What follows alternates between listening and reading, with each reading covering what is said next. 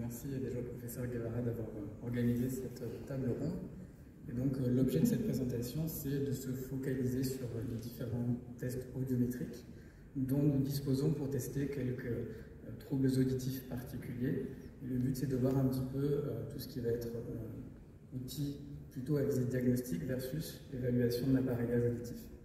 Alors il avait été annoncé que je parlerai des tests cognitifs notamment, j'ai un petit peu réduit le scope pour essayer de tenir un peu dans le temps. Avant de commencer, je me dois quand même de préciser que je suis associé dans une société qui s'appelle Sonop et qui développe des tests auditifs, dont certains seront mentionnés dans cette présentation. Alors, le premier trouble auditif dont j'aimerais parler, et qui a déjà été évoqué, ce sont toutes les personnes qui présentent une audition tonale normale, mais des problématiques majeures dans des ambiances bruyantes, et pour certaines d'entre elles également dans des situations plus calmes. Alors, parmi les pathologies qui expliquent ces problématiques, on va retrouver les troubles du traitement auditif, on va retrouver les neuropathies et également les surdités dites cachées. Alors, si on prend la globalité de ces problématiques, en général, ça se traduit par une altération du codage de l'information, notamment sur le plan temporel, et de son intégration sur le plan monoral et binaurale. Alors, de quel outil avons-nous? L'indétrônable audiométrie tonale, mais pour ce type de patient, elle ne nous apportera pas énormément d'éléments, puisque par définition, de l'audiométrie normale. Peut-être est-il intéressant d'aller vers de l'audiométrie haute fréquence, qui pourrait être un bon indicateur des dommages précoces liés notamment à la surexposition au bruit. Pour citer une étude de Lieberman, mais il existe plein d'autres. Donc vous voyez ici, donc sur une courbe, la courbe rouge, donc les seuils auditifs d'un groupe jeune, donc qui est dit à haut risque, c'est-à-dire surexposé au bruit, et que l'on va comparer donc à un groupe de sujets à faible risque, et on voit que sur les fréquences conventionnelles que nous testons, il n'y a pas de différence. En revanche, au-delà de 16 000 Hz, nous voyons des différences notables. Donc peut-être est-il intéressant pour ces troubles dont nous parlons de tester une audiométrie haute fréquence. Évidemment, l'audiométrie vocale dans le silence, qui pour les troubles du traitement auditif et des neuropathies, effectivement va montrer quelques problématiques en termes d'intelligibilité, une discordance entre la tonale et la vocale, alors que par ailleurs, pour les surdités dites cachées, nous n'aurons peut-être aucune discordance, un seuil d'intelligibilité totalement normal. Encore une fois, je reprends cette étude de Lieberman sur les mêmes sujets, où vous avez des histogrammes noirs et rouges, donc les performances de ces deux populations à haut et faible risque, qui ne montrent aucune différence. Donc le Graal, dont on a déjà beaucoup parlé, c'est l'audiométrie vocale dans le bruit. Donc le but, c'est de mesurer le seuil d'intelligibilité dans le bruit, c'est-à-dire le rapport signal-bruit pour lequel on obtient 50% de compréhension. Alors ce test, il a pour but d'objectiver la gêne du patient. Autrement dit, c'est est-ce que cette gêne elle est normale? Après tout, on est tous gênés dans le bruit. Ou est-ce qu'elle est pathologique? Donc pour ça, on va avoir recours à différents tests qui ont été évoqués, il y en a beaucoup. Et je pense qu'il est important d'insister sur ce qu'est une norme, un test normé. Donc un test normé, c'est une liste un petit peu brutale, mais c'est un test qui va nous proposer une norme, donc un seuil d'intelligibilité dans le bruit, avec une variabilité. Et cette norme va être obtenue dans certaines conditions. D'abord, on va tester des sujets dont la langue maternelle est le français. Des sujets normaux entendants et jeunes. J'occulte volontairement les enfants parce que ce sont des normes encore à part. On va utiliser un matériel vocal donné, équilibré, un bruit qui va être choisi par le créateur du test. On va avoir un matériel de passation, des écouteurs, un champ libre. On va avoir un environnement et un protocole donné. Et en plus de ça, on va devoir avoir des phases de test-retest, ou alors des normes qui vont prendre en compte les effets d'entraînement. Alors je me permets d'insister sur ces points, parce que si d'aventure on utilise un test dans le bruit avec un protocole qui est différent de celui qui a permis de créer la norme, on se risque à quelques problématiques d'interprétation. Je m'explique. Je vous ai préparé quelques études qui vont expliquer ce que je viens de dire, dont la première, donc de Gentian en 2010, qui donc réalise un test de chiffres dans le bruit, qui va être réalisé dans deux conditions, à travers l'écouteur d'un téléphone et à travers un casque largement. Et déjà, ce qu'on peut voir, c'est que le seuil d'intelligibilité, il varie de 5 décibels. L'arrêté de 2018 nous dit qu'on peut éventuellement prescrire un appareillage quand on a un écart à la norme de 3 décibels. Donc si déjà, par le fait d'utiliser un matériel différent de celui qui a permis d'établir la norme, on risque d'avoir donc quelques erreurs. On peut continuer avec l'influence de la pièce. Donc ça, j'ai repris une courbe qui avait été réalisée par Xavier Delers. Donc vous avez en rouge donc une courbe psychométrique qui évoque la norme au matrix, donc qui est de moins 6 décibels. Et donc Xavier Delers a refait ses propres normes dans l'environnement dans lequel il travaille, donc avec des haut-parleurs peut-être positionnés différemment. Et ce que l'on observe, c'est que sa norme varie de 7 décibels. Donc là encore, attention à l'influence de la pièce. Et on peut citer encore tout un tas de choses, l'influence du protocole. Donc ça, c'est quelque chose que nous avions réalisé nous. Donc vous avez en jaune, donc c'est pas très lisible, le seuil d'intelligibilité qu'on a obtenu en fonction du niveau de parole qui a été choisi pour ce test. Donc on a fait des tests à 55 décibels, 65, 75, etc. Et on voit que pour un niveau de présentation de 55 décibels, on a une variation de 2,5 décibels du seuil d'intelligibilité, qui pourrait être une norme, par rapport à un niveau de présentation de 65. Ce qui signifie quoi, là encore, c'est que si le test a été normé avec un niveau de parole fixe à 65 décibels et que vous testez le patient 55 parce que ça a de l'intérêt, parce que je veux tester la voix faible, en réalité, je ne peux plus le comparer à la norme. Sinon, il sera forcément pathologique.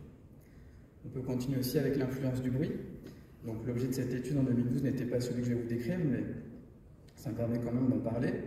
Donc, dans cette étude, les auteurs ont utilisé le matrix dans ses conditions classiques, donc un bruit relativement stationnaire avec donc une norme aux alentours de moins 6 décibels. Et ils ont réalisé le même test avec un bruit beaucoup plus fluctuant. Et là, on voit très largement l'influence puisque le seuil d'intelligibilité est réduit de 11 décibels. Donc là encore, il pourrait être très intéressant d'aller s'intéresser à ce qui se passe en termes de performance dans un bruit plus fluctuant, peut-être plus écologique, mais dans ces cas-là, on ne le compare plus à la norme. Alors ce graphique, donc, que j'ai repris des recommandations RL dont a parlé le professeur Taïwan, je me suis permis de les remettre un petit peu au bout du jour, puisqu'il y a quand même beaucoup de choses qui se passent en peu d'années. Et je me suis permis d'y ajouter des petites informations supplémentaires. D'abord sur la partie protocole, on va avoir des tests en bruit où vous avez le bruit qui est fixe, d'autres pour lesquels le bruit et la parole varient en fonction du rapport signal-bruit. Donc c'est important de savoir quand même comment ils ont été réalisés. Et puis surtout, vous allez avoir des tests qui ont été normalisés en monoral, en diotique, en dichotique, qui ont été réalisés au casque TDH39, un casque Sony. Vous en avez d'autres qui sont réalisés en champ libre, mais quelles conditions de champ libre, combien de haut-parleurs, quelle angulation. Quand on vient de voir l'importance que ça a pour justement respecter la norme, il me semble important, quel que soit le test que l'on va utiliser, de respecter le même protocole, au risque encore une fois de faire des erreurs d'interprétation. Alors on a beaucoup de matériel éventuellement qui nous est proposé. Alors qu'est-ce qui semblerait peut-être plus intéressant d'utiliser? D'abord sur le matériel vocal, des phrases plutôt courtes, c'est plus écologique. Par rapport à des phrases longues, on limite un petit peu les effets éventuellement intentionnels et mnésiques. Un bruit multilocuteur plus écologique, on choisira plutôt peut-être un bruit plus stationnaire pour éviter la variabilité.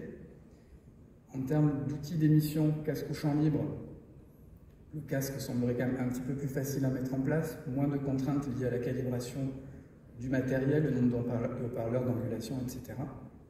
Et en termes de procédures, donc il existe des procédures automatiques et des procédures dites adaptatives, et il serait plus ou moins recommandé, encore une fois dans le cadre d'une évaluation à visée diagnostique, d'aller plutôt vers des procédures adaptatives, plus rapides, plus reproductives. Pour ce qui est de ce que je disais tout à l'heure, des protocoles qui utilisent un bruit qui varie, ou la parole et le bruit qui varient en fonction du rapport signal-bruit, ça n'a pas tant d'importance, encore une fois, tant qu'on respecte le protocole qui a permis d'établir la norme. Alors un petit mot sur cette procédure dite adaptative. Donc le principe, c'est que le rapport signal-bruit s'ajuste en fonction des réponses du sujet.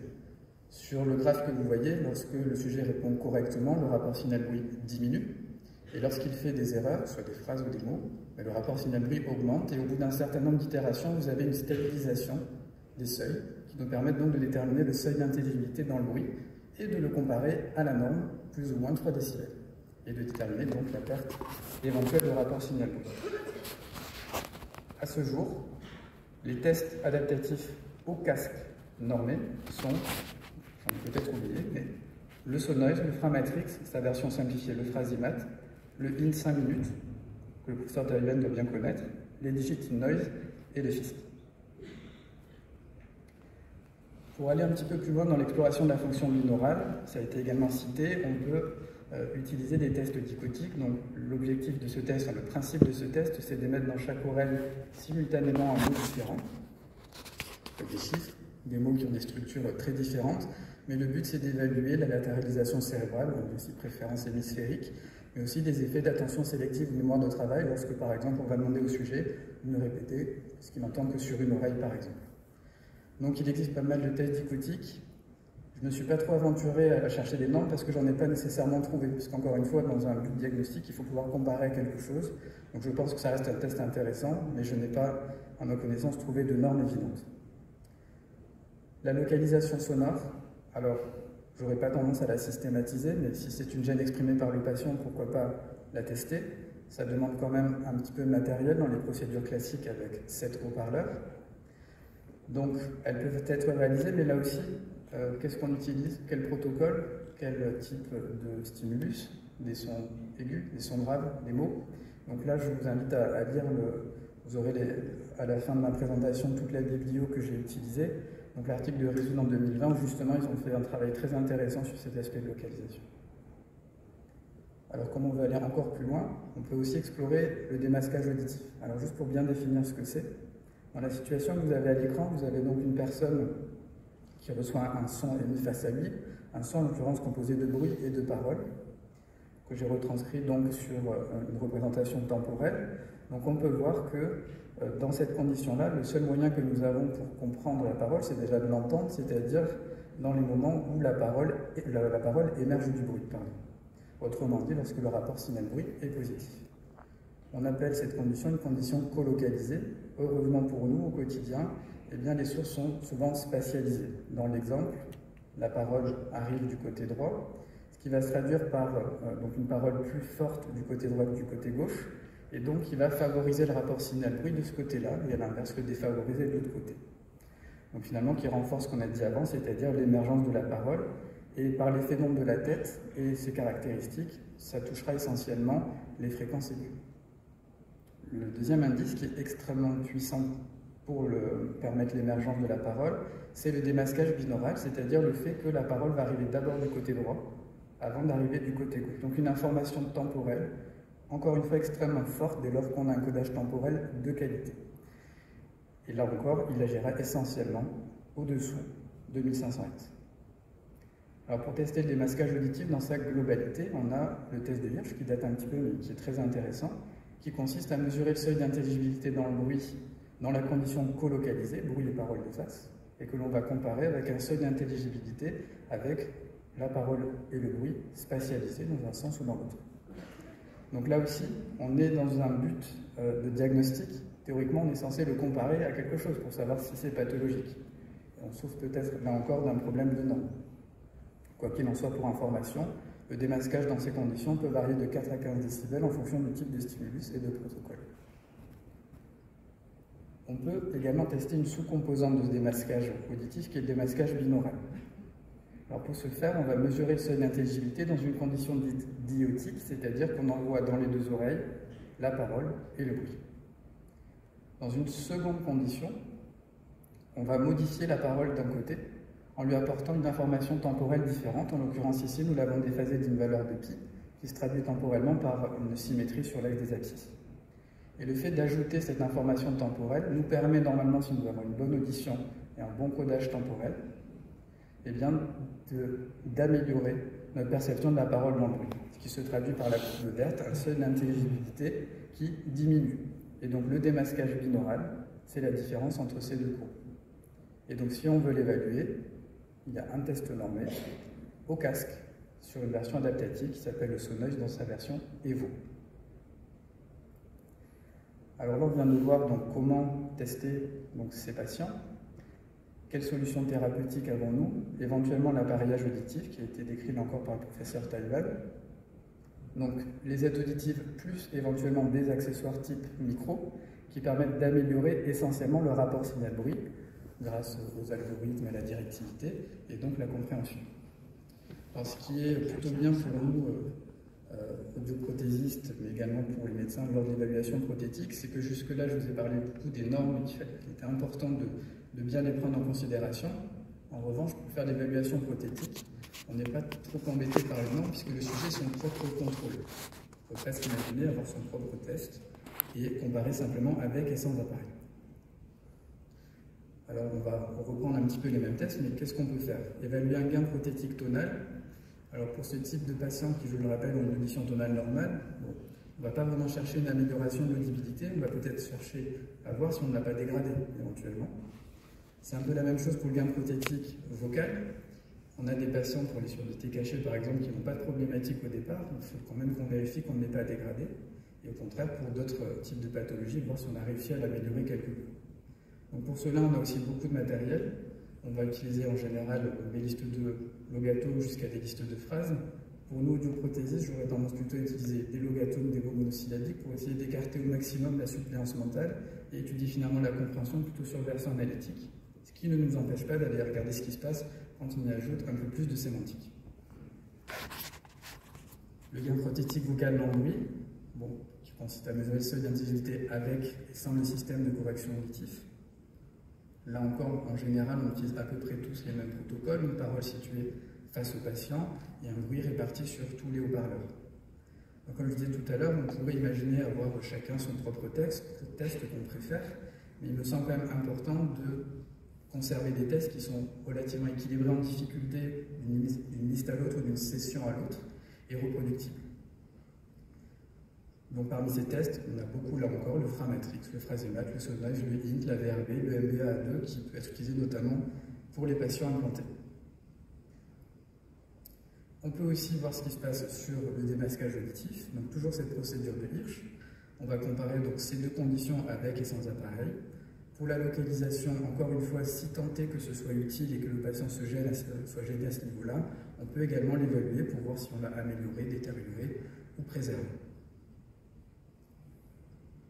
Le deuxième trouble auditif dont je vous parlerai, ce sont donc toutes les cophoses unilatérales ou les surdités unilatérales pour lesquelles on a une fluctuation ou une absence de la compréhension. Donc, l'origine de ces pathologies, nous aurons les traumatismes crâniens, les méningites, les ménières, le rhinome, pathologie virale, etc. Et ça se traduit en général par une altération de la compréhension du côté atteint et de la fonction neurale. Alors, comment les tester? Déjà sur le plan diagnostique, toujours notre audiométrie tonale, donc on a les cas de cophose, mais aussi des cas où on a un seuil auditif qui est relativement préservé ou non. Et en général, en vocal, une vocale extrêmement altérée, avec dans le cas des ménières, des fluctuations même au sein d'une même journée.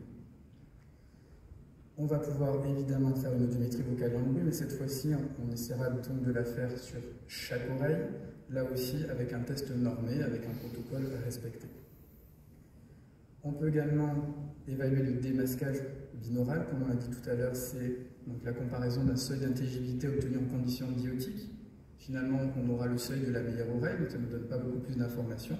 Mais en y ajoutant cette composante temporelle, on peut voir si le sujet utilise toujours ces informations-là ou non. A priori, quand il y a des asymétries, non. Les solutions, en termes d'appareillage auditif, donc s'il y a des reliquats auditifs, une aide auditive conventionnelle peut être essayée, ou éventuellement un stéréocross ou tricross, qui est donc une stimulation de l'oreille atteinte et le renvoi de l'information sur le côté opposé. S'il n'y a pas de reliquat auditif, on sera sur des crosses classiques ou des systèmes à stimulation osseuse. Alors comment les tester? D'abord, dans le cas de l'appareillage auditif classique ou dans le cas du stéréocross, donc de la stimulation acoustique.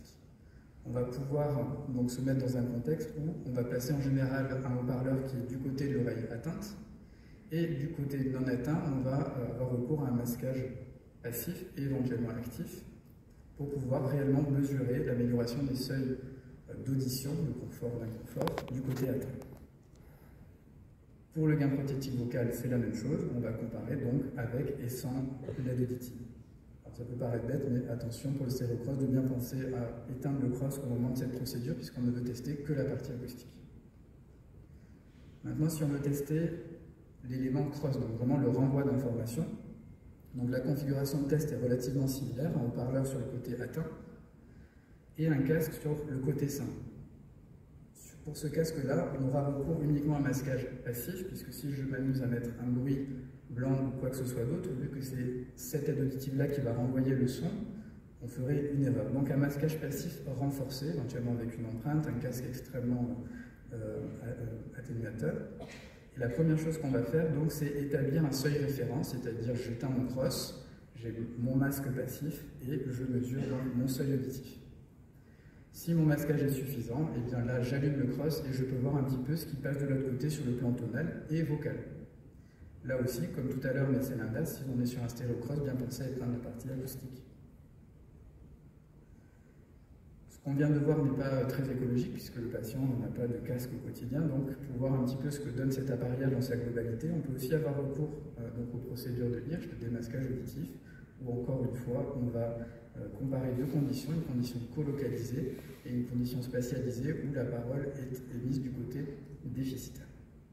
Pour la localisation, même s'il est vrai qu'avec ces systèmes-là ne s'améliorent pas réellement, ça me semble quand même intéressant d'essayer de la tester pour voir s'il y a pour certains patients une amélioration, voire une dégradation, puisque pour certains patients, ils ont réussi à développer une meilleure compétence sur le plan mono. Pour conclure, on a plusieurs outils normés qui nous permettent des auditions, on va dire, atypiques ou complexes, mais qu'il faut utiliser avec précaution pour que les résultats puissent être comparés à la bonne norme. Évidemment, tout ça ne se substitue pas aux autres examens nécessaires à l'établissement du diagnostic. Et pour tout ce qui est évaluation prothétique, on a des tests finalement qui sont assez proches, mais plutôt réalisés en champ libre. Et le sujet étant son propre contrôle, les tests ne nécessitent pas autant de normes, mais peut-être que nous devrions quand même réfléchir à des pratiques plus